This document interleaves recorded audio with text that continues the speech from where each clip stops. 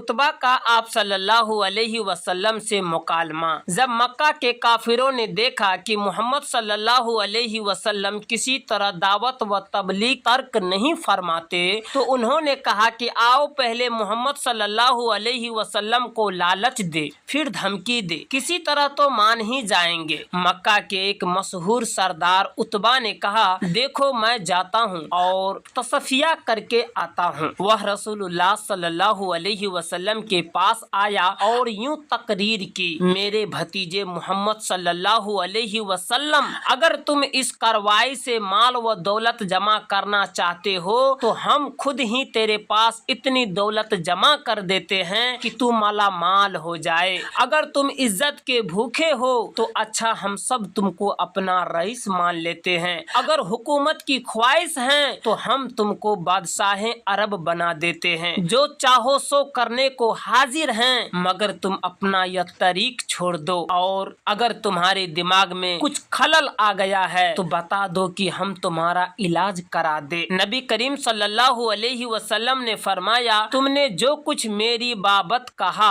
वो जरा भी सही नहीं। मुझे माल, इज्जत, दौलत, हुकूमत कुछ दरकार नहीं और मेरे दिमाग में खलल भी नहीं। मेरी हकीकत तुमको कुरान के इस कलाम से मालूम होगी। फिर आप सल्लल्लाहु अलैहि वसल्लम ने यह आयत तिलावत फरमाई। यह कुरान खुदा के हुजूर से आया है, वो बड़ी रहमत वाला है, निहायत रहम वाला है। यह बराबर पढ़ी जाने वाली किताब है। अरबी जबान में समझदारों के लिए इसमें सब बातें खुली खुली दर्ज है। जो लोग खुदा का हुक्म मानते हैं उनके वास्ते इस फरमान में बसारत है और जो इनकार करते हैं उनको खुदा के अजाब से डराता है। ताहम बहुत से लोगों ने इस फरमान से मुंह मोड़ लिया है, वह इसे सुनते ही नहीं और कहते हैं कि इसका हमारे दिल पर कोई असर नहीं और हमारे कान इससे सुनवा नहीं और हम में और तुम में एक तरह का पर्दा पड़ा है। तुम अपनी तदबीर करो,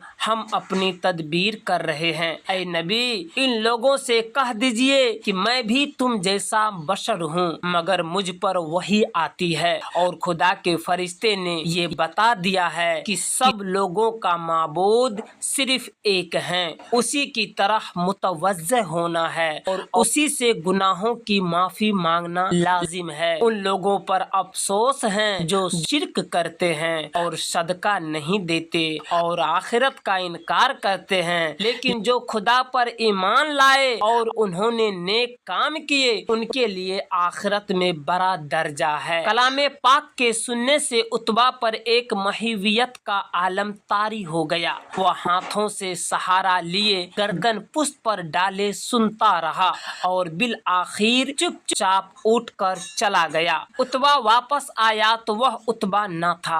कुरैश के सरदारों ने देखा तो कहा कि देखो, उत्बा का वह चेहरा नहीं है जो यहाँ से जाते वक्त था। उन्होंने पूछा, क्या देखा, क्या कहा, क्या सुना? उत्बा बोला, कुरैश, मैं ऐसा कलाम सुनकर आया जो ना कहानत है, ना शेर है, ना जादू है, ना मंतर है। तुम मेरा कहा मानो तो मेरी राय पर चलो, मोहम्मद सल्लल्लाहु अलैहि वसल्लम को अपने हाल पर छोड़ दो। लोगों ने यह राय सुनकर कहा, लो, उत्बा पर भी मोहम्मद सल्लल्लाहु अलैहि वसल्लम की ज़बान का जादू चल गया।